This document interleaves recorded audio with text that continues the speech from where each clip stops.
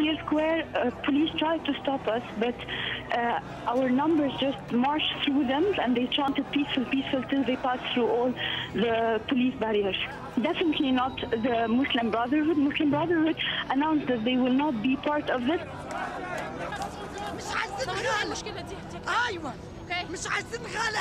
We're tired. Stop inflation. We're suffering. We love Egypt and we defend Egypt, but we've had enough. Voices roaring into the night. Egyptian men, women and children called for the resignation of the president. They shot at us. They shot at us. Why? I don't know. Who are we? The enemy? Am I an enemy of the state? I came here to ask just for rights. I came here to ask for a home. Shortly after midnight, that's when it became clear to everybody that the police, their patience was wearing thin.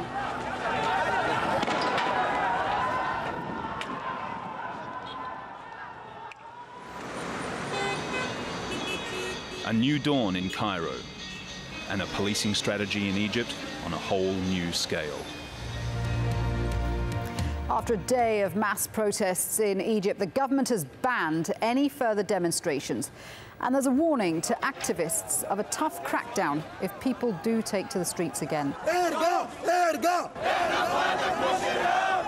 I'm very close to the press center. The scene itself was really calm, but right next to it is the Supreme Court, and there were a group of less than 1,000 protesters completely encircled by police. They beat them with the sticks, and they shot tear gas bombs, and the whole demonstration was separated, and they were running after protesters. So, Mona, are the police responding to violent protests from the crowd, or what are they doing? They're at a loss how to respond, so they are responding in the only way they know right now, which is beating up and completely turning violent and aggressive.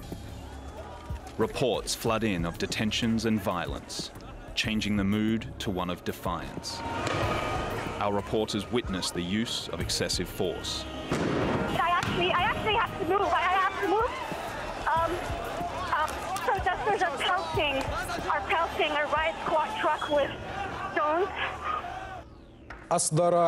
An official 6 p.m. curfew is ignored, and by evening, the mission to reach Tahrir Square brings together at least 2,000 people. That square has been cordoned off today by the security forces. They're not allowing people to get anywhere near it. It is the symbolic heart of Cairo, and the word Tahrir means liberation. Sure enough, by night, our cameras capture the scene in Tahrir. Protesters have broken through police lines. The protesters have lost their fear. They are determined to continue doing this. It doesn't show any signs of stopping.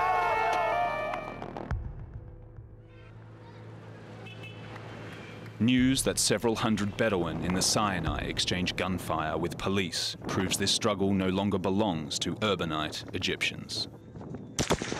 Amateur footage shows a 22-year-old there apparently killed by a single gunshot to the head.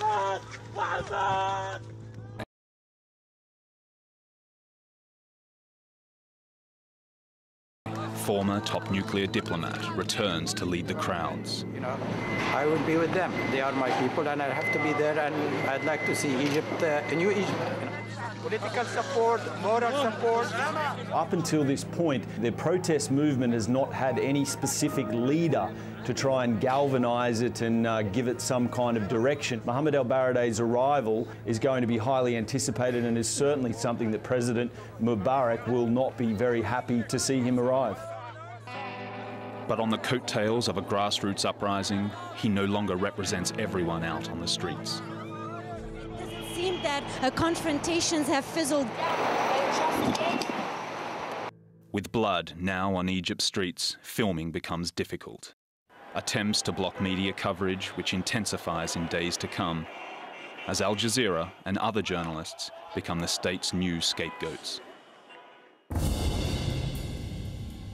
سيدتي وسادتي نظرا لما شهدته بعض المحافظات من أعمال الشغب والخروج على القانون. Overnight, Egypt has been unplugged. Shortly after midnight, internet and mobile networks had been shut off in the hope of paralyzing the protests. The US-based internet monitoring site says it's an unprecedented event in history The Egyptian government has effectively wiped their country from the global map.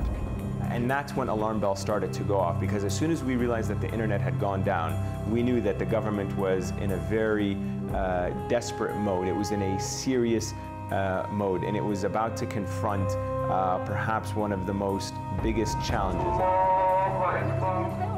Across the country, people had already agreed on more protests after prayers, calling for a day of rage. We've heard reports from eyewitnesses that undercover informants from the government have infiltrated all the mosques, particularly those known to have a large Muslim Brotherhood gathering.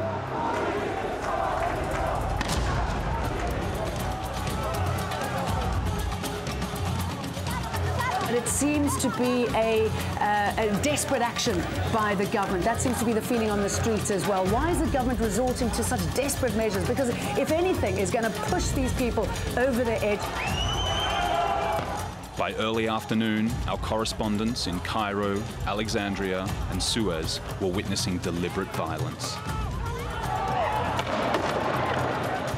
We went to the mosque in Giza. I noticed that the police posture was very, very aggressive, and almost instantly they started firing water cannons. As soon as that didn't work, they quickly began to fire tear gas. This scene was unbelievable. I mean, we had essentially become besieged in the mosque.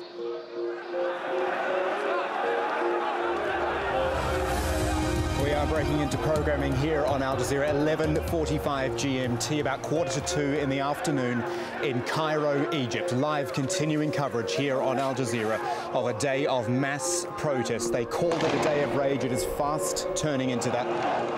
There were roughly 50,000 protesters as they walked through the streets of central Suez towards Al-Arba'in police station. The riot police sent 3 fire engines. The first 2 smashed through the crowd. They ran over several people in front of my eyes.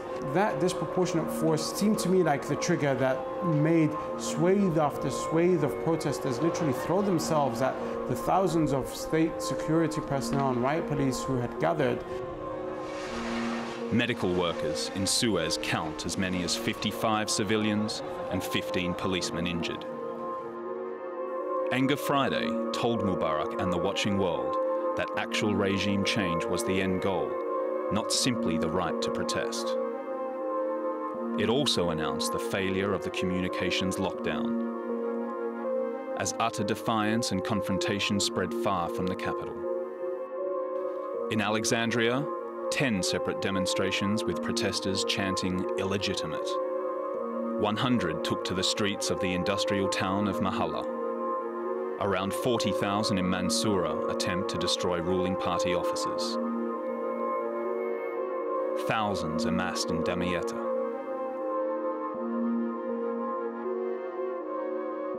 And also in Port Said. Around 600 clashed with police in Ismailia, birthplace of the opposition group Muslim Brotherhood.